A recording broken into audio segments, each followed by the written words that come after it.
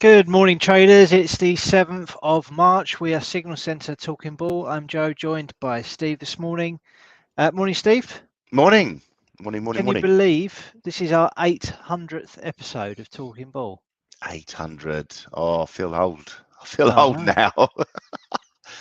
800. That's a lot of content.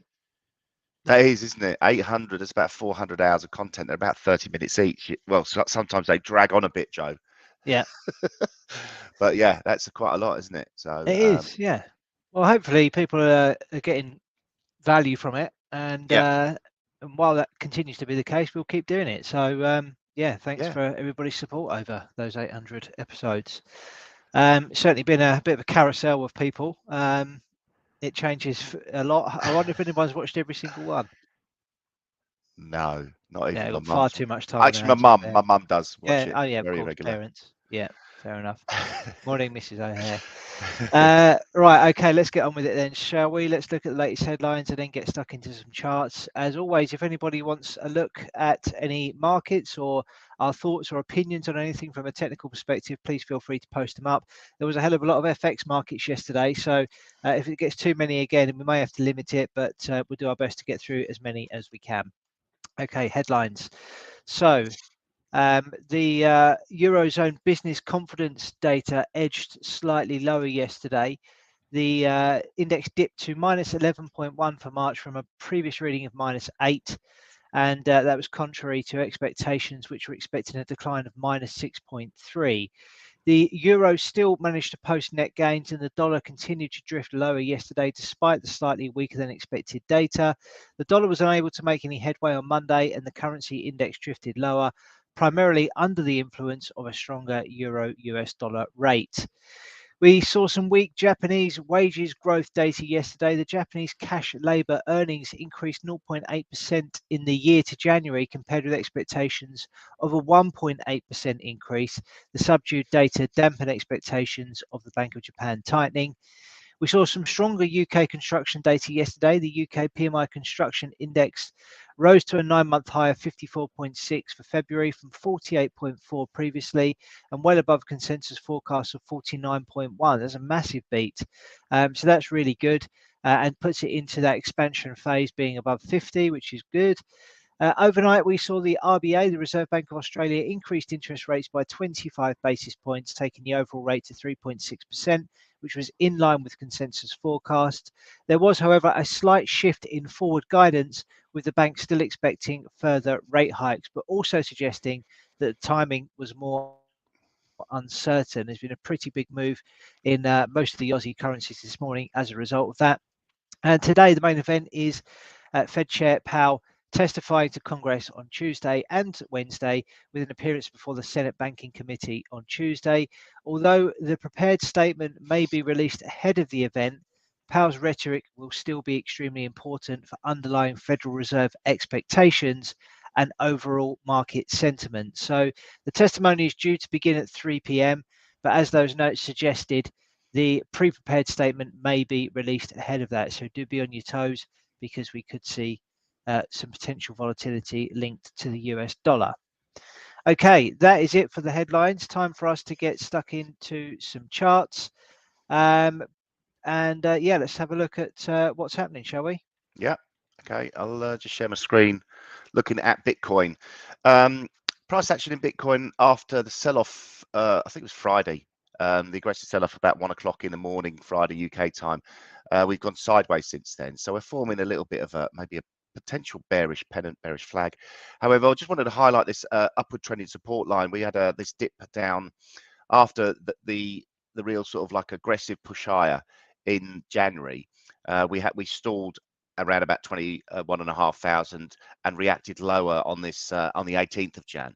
I've taken the low from there and hooked up with the low from the 13th of Feb, and also multiple lows that we've seen over the last few days, and we've got a really nice upward sloping trend line here. So a little bit of support coming in. We've got horizontal support at 22,000. Well, it's 22,400, 22,300, which we've picked up from the lows from the 22nd of Jan and the 25th of Jan.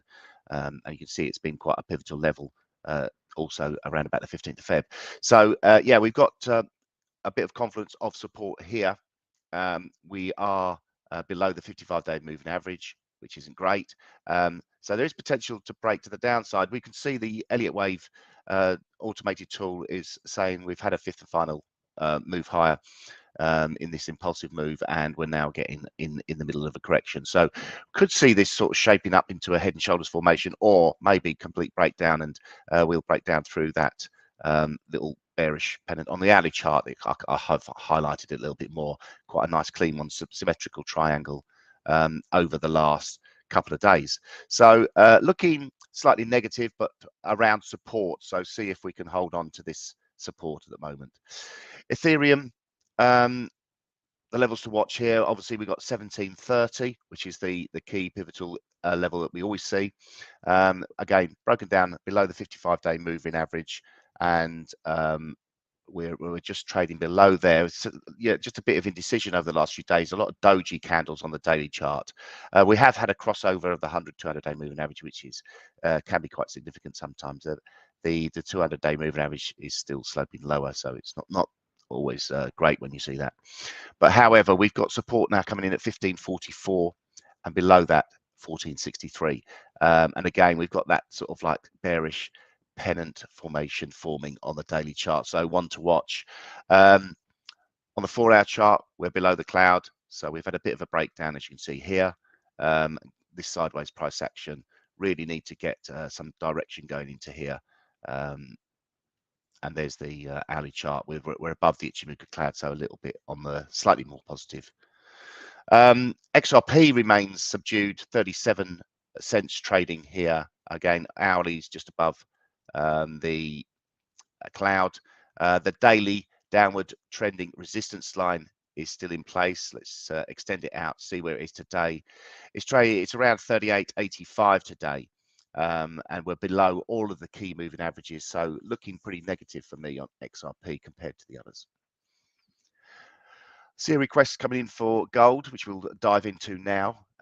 We have had a nice reaction rally in gold from the 1805 level.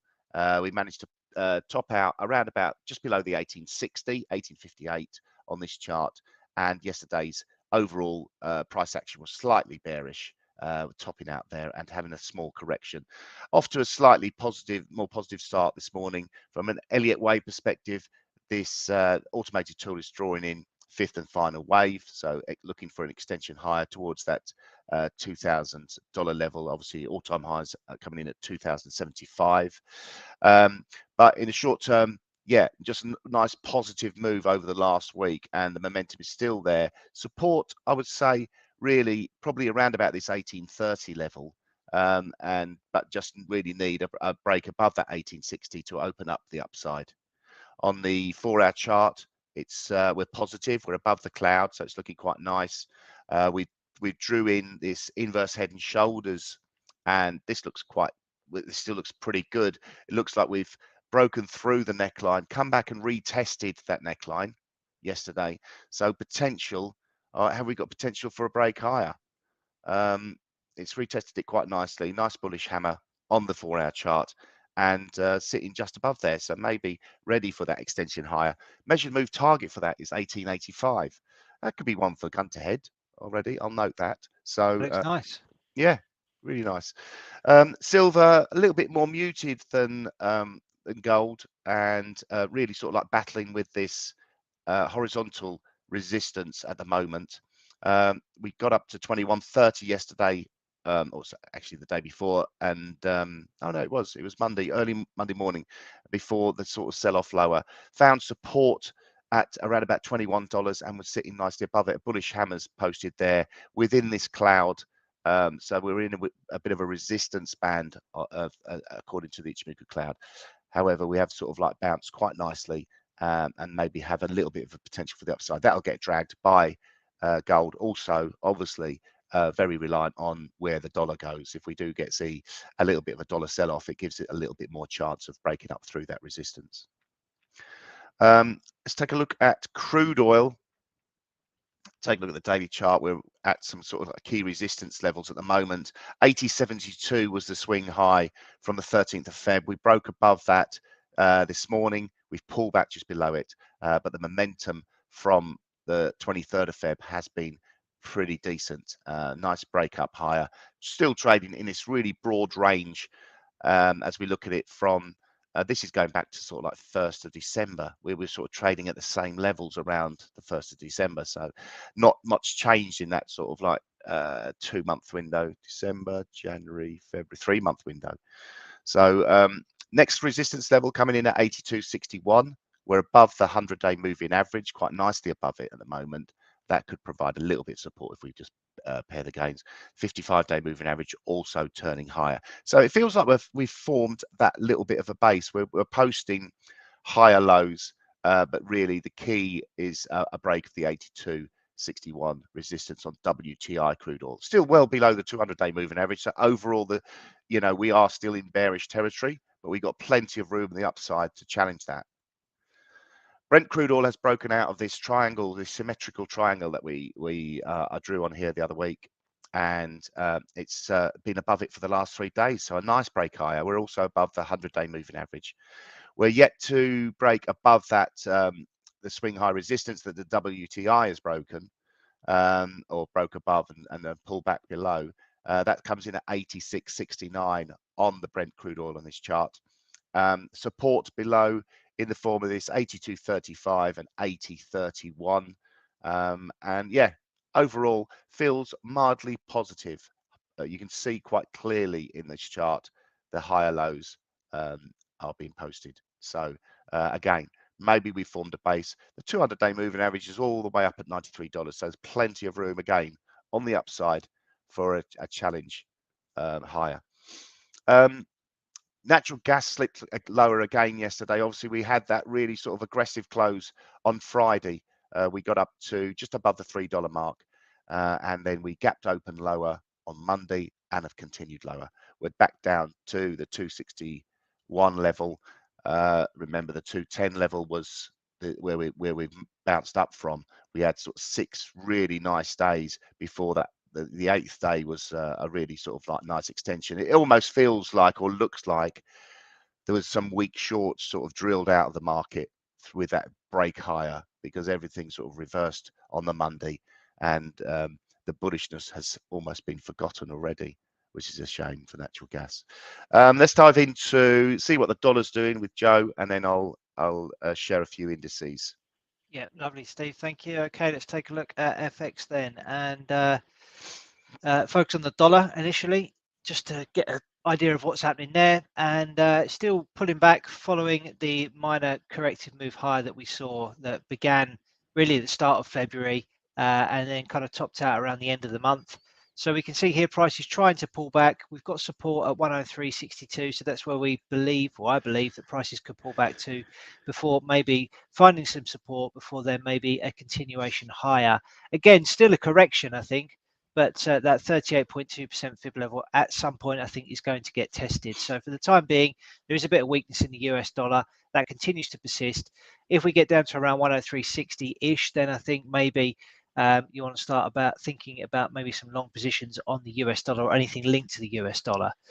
As we can see on the watch list here, the Aussie currencies are getting a real hammering off the back of the RBA decision to increase rates by 25 basis points. It was expected, but the forward guidance suggests that further rate hikes will be coming, and that has sent the currency quite sharply lower today. I will come back to those in a minute. Just focus on the majors for now. So euro US dollar, still looking maybe for a bit more upside, and that would obviously go in line with the expectations of a bit more dollar weakness. So we're looking for maybe a test of 108.85 in the short term, following the break of this short-term wedge. We have seen a break of trend, so maybe this is just a corrective formation, and we are going to see eventually sellers step back in and maybe drive prices back towards that 38.2% fib level, so the reverse side of what we just looked at on the dollar index. Quick look at cable. Not much going on here. Still fairly range bound. Still potential for a big double top to form. Prices hugging around support at 119.19 for the time being. So not an awful lot going on there. So let's take a look at dollar Swiss, because that was requested this morning.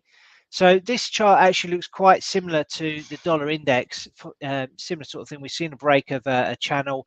Prices have moved to the upside. We've got some support in place. We've actually pulled back to a short-term 38.2% fib level here, which is also a horizontal support line. I've had these lines drawn on, expecting a pullback to test this level before maybe pushing to the upside, and again testing that 38.2% fib level of the larger move. So from the highs that we posted in October down to these lows in February, nice pullback here, potential for a bit of a rise towards that 94.75 level. So from a point of view of getting into this market now, risk reward is pretty good, providing the support continues to hold. So we're looking for a move up to that 38.2. We'd have a pretty tight stop because we're expecting this level to do a job as support. So risk reward is just a shade under 3-1 from current levels, looking to target and move higher. So that looks quite interesting and maybe a candidate for gun to the head trades in a bit. Let's go back to these Aussie markets and have a quick flick through some of these. So we can see Aussie CAD is attempting to make new lows here. Has it done it? Not quite. It's just in front of it at the moment. So if that continues to break down, then we'll be looking for maybe a test of the 50% fib level, which comes in at 90.73. Aussie Swiss, so this was requested from Mark. So we can see here the long-term trend remains bearish. We've seen prices been trading in a range for a fairly significant period of time, really. And we can see that the most recent rally into those levels, into that downtrend resistance and horizontal resistance, came unstuck at a 61.8% fib level, and then prices have declined ever since. So we saw a gap lower on Monday. That gap was filled and prices are continuing to move to the downside. So I would be betting that this is going to go and touch that previous swing low that we posted back in December at 61.61. And nothing seems to be slowing it down for the time being. So looking pretty weak there. Looking at Aussie yen, so this it's been requested a couple of times, but for me, looks like it completed a big head and shoulders top. We broke down, but then this grind higher, this sort of move to the upside, corrective move higher, has been a bit of a challenge because it didn't really stop at the neckline. We did see a poke above that level towards 50% fib level, but now prices are starting to break down again. We've taken out this horizontal support at 91.29. The next challenge is really this lower end of this corrective channel. If that starts to give way, then I think this head and shoulders pattern is back on, and we can start looking for much lower prices on Aussie yen over the medium term. So next level of support, I've got a 90.22. That's the previous swing low from the 10th of February, and pretty much lining up with the lower end of this channel. So if we get a break there, then we can start looking for lower prices in a retest of these lows that we posted back in December. Aussie New Zealand dollar is very interesting as well, actually. This was trading in a big bullish channel for a significant period of time, showing that Aussie was much stronger than the New Zealand dollar. We then saw a pretty big breakdown here and a big move to the downside, completing the measured move target of this head and shoulders top. Then we saw this corrective move higher. We're in a very tight wedge, but that's broken down and now starting to make new lows. So that's looking pretty bearish as well. But from a technical perspective, it's actually respecting the sort of technical setup quite nicely. And yeah, not a bad market at the moment. Typically, it's not a great one, but at the minute it looks pretty good. And finally, let's look at Aussie dollar. We can see prices here rallied into a significant 61.8% fib level, as well as a previous swing high that was posted back in August 22. That was the point at which the sellers stepped in. And since then, we've been trading in this kind of wedge formation. So there was potential for a break higher to maybe trigger a further move to the upside, but this is looking under pressure. We're actually making new relative lows here, taking out the previous low from the 1st of March and fast approaching a 50% fib level, where there is some previous lows which may act as some support, but this is looking pretty negative at the minute and could continue lower towards this major support zone that we've got between 65.20 to 65.40. So I think I'm going to leave that there on the currencies. Oh no, there's one more on Euro Yen from Ali. So I'll round it up with Euro Yen. So this is the daily, and it's broken out of a downtrend, a short-term downtrend, which began back in October. So we can see there was another high there, another high that was tested at the end of the month. We've seen a decent break to the upside. We've also seen a pullback to test the reverse side of that uptrend, and that is holding. Yesterday, you could argue it's almost a bullish engulfing candle on the daily, so that looks pretty strong and pretty robust. Let's take a look at the intraday to see what's happening here. Let's get rid of these drawings. So according to the intraday Elliott wave count on the hourly, we have completed 5 waves higher. So that may indicate that upside is a little bit limited here. We can also see that prices attempted to move back above that 5th wave here on Tuesday, the 2nd of March, but posted a swing failure, and then prices moved to the downside. So we're trying to get through that level again. So this appears to be a pretty big area of resistance now. So if we want continued gains here, it looks as though we're going to need to see a closing breakthrough 145.47. So maybe it's a case of looking to buy dips on this in the short term. And where would those dips be? Well, we can try and find some levels, maybe by using some trend lines, connecting these 2 points here. And if that, maybe we could also use some fib levels. So ideally, a kind of 38.2% would be ideal. That's quite a bit lower on that basis. Maybe you could draw some shorter term ones. Going by that move there from the 10th of Feb. So again, looking for a reasonable pullback before I want to probably get back involved in that, unless of course we get that break above 145.47. But all in all, it's not looking too bad at all. So hopefully that was helpful, Ali. And yeah, I'll leave it there, Steve. You can round off the indices for us. There's been a request for DAX today. Got some DAX traders out there, Steve. Love it, love it. Some really sort of like good guys obviously know which markets to really sort of like do your cods in. DAX is like obviously one of the most volatile indices that we sort of like track, and one of my favorites, definitely. So looking at FTSE to start with, then I'll dive into DAX. FTSE, it just seems to have sort of like topped out.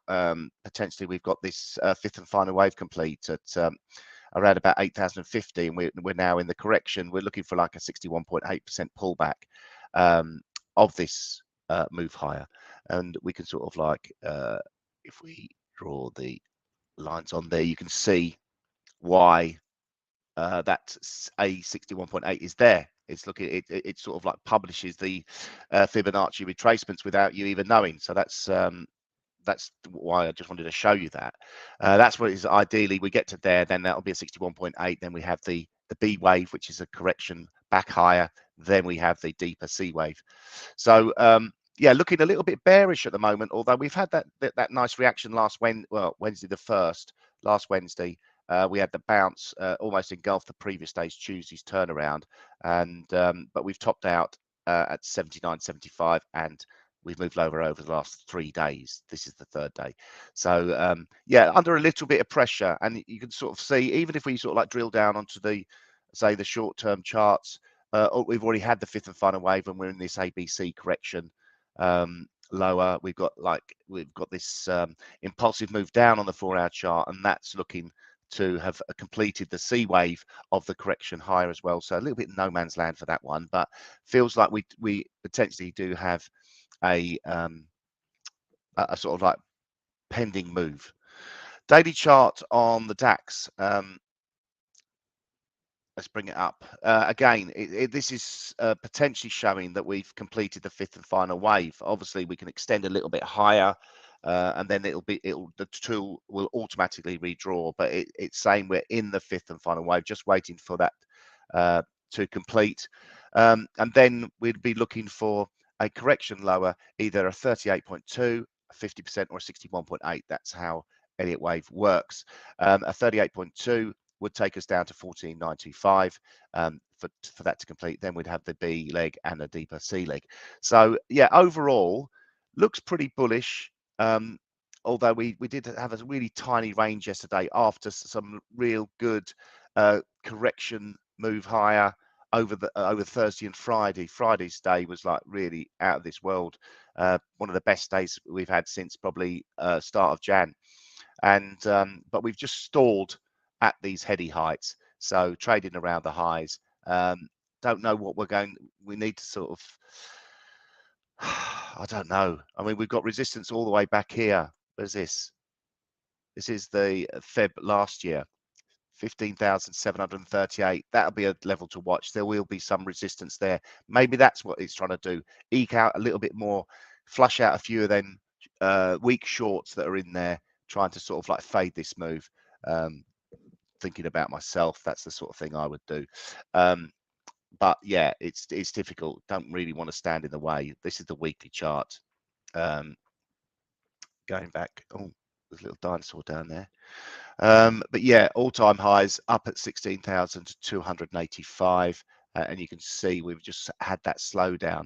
If we look at the one I like to look at as well is the volume, visible range volume profile, and we can see where we are. We can see there's obviously looking at this vacuum gap below here. That would be an interesting level if we were to get down there, but at the moment it's forming this sort of like price action around these levels. So don't know, I love fading ideas like that, but after last week's price actions, a bullish outside candle, we've got to think there's got to be more to the upside on DAX. But again, very, very difficult to hang your hat on it, and a very volatile market. This is EU 50, Eurostoxx 50, which tracks the DAX very closely indeed. I think it's like a lot size, it's like a 1 to 6 or 1 to 7 on this. The all-time high 4,417, and we've got we're at the sort of like same levels we were at the early part of 2022, January 2022, when we reversed sharply lower. And you can see what sort of sell-off we had from January. This January's been a different story. We've had this really sort of like aggressive move to the upside, but everything, all the indices to me feel a little bit like they're just on helium at the moment. And you know, if there's something to poke that helium balloon, then I'd be really, really careful. Bubbles come to mind.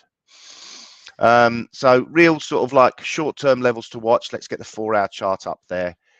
We've got the swing low that we had at down around about 4,300 in EU 50, and obviously the high at 4,325. This is my gun to head. I was trying to buy this yesterday, but got stopped out, unfortunately. Only just. US 30, the Dow is breaking up through the 4-hour cloud. We've had a nice little reversal formation, nice little inverse head and shoulders formation. And you can see here, the right shoulder is not very clear, but yeah, just about got one. And we're breaking up nicely through that cloud resistance. On the daily chart, we've still got a little bit of work to do. We're trading around the 55-day moving average. We've had the nice move higher from Wednesday. And again, yesterday's price action was quite muted. It's a Monday, so we'll forgive people. Tuesday's really sort of like where we start to, you know, the price action starts to hot up. We're above the 100-day moving average, and looking to try and break through that 55-day moving average. Real level to watch, I suppose, was yesterday's high, 33,531. A break above there should open up the upside a little bit, but again, it looks a little bit like a shooting star type candle yesterday, so I wouldn't be massively confident. I think you've got to be confident at the moment with these sort of trades, and if the confidence isn't there, then it's very difficult to go with it with any conviction. Yesterday's candle in the Nasdaq was a shooting star type candle as well. We're slightly higher this morning. See if we can maintain that momentum to the upside. The high we got to was 12,454. Really a break above there should then help us challenge the 12,733 highs that we got on 16th of Feb. Down below, 11,785 is the support level, which we've just bounced for. And this is the Fibonacci tool is saying that this is the 4th wave correction, looking for that 5th wave, potentially only as high as just above the 13,000 level. And on the daily chart on S&P US 500, again, from Thursday morning, we posted that really nice bullish hammer, and Friday's price action, obviously, same as everything else, was really strong. However, yesterday's has rejected just in front of the 61.8 fib, 4,077 that was. got up to 4,075 and pulled back lower, closed lower. So yeah, off to a fairly decent start this morning. There's more potential that it feels in the European markets with the DAX and the EU 50 and potentially the FTSE. US markets a little bit more cautious, I think, is the way to play them ahead of the rest of the session. The one market that did sort of like pull back lower yesterday was the China 50, and that continued that a little bit more of aggressive move to the downside. It's really challenging whether this is a fourth wave correction is complete on this, but if not, if we do manage to get support here, this will be a nice inverse head and shoulders also. So yeah, a bit sorry about the indecision on indices. It's Tuesday. Turnaround Tuesday is always a tricky one. It is, and obviously we've got this Powell testimony as well, which the markets are probably bracing themselves for. So let's see what happens. Okay, gun to the head challenge. This is where Steve and I pick trade ideas live on the video. As if we had a gun to our head, what would we trade right now? Each of the ideas we come up with must have stops and targets and risk-reward ratios that are better than 2 to 1. So it's just a bit of fun. Something we've been doing since we started these streams 800 episodes ago. And since then, we hypothetically would have doubled our money by following these ideas. But from January this year, actually, we've got a live account running, just £2,000 in that account, just to try and simulate, you know, the struggles of a trader with a small amount of capital on their account, and just see if we can put ourselves in the same boat and hopefully turn a profit by approaching the markets in the way that we do on a daily basis, and that is just trying to find something that looks nice on a technical basis without too much thought and effort going into it, and seeing how it plays out. So Friday was a very good day for us. We both hit target on our trades, but yesterday wasn't so good. A bit of a pullback in performance. Both of us were stopped out on our trade. So I was stopped on I can't remember what I was trading now. Was it Swiss? Yeah, Swiss franc, Japanese yen. I was short of, and Steve was buying Euro Stocks 50, both of which actually were stopped out, sadly. So yeah, we get to reload the gun and have another go today. These ideas get stopped out at 9 p.m. UK time if they don't hit their stops or targets before that time, just because it gives us a nice kind of clean break from the trade. It means we also don't have to pay any overnight funding on these trades as well, keeping the costs down and hopefully improving the bottom line. So we are down £123 since we started. So our account balance is at 1,878.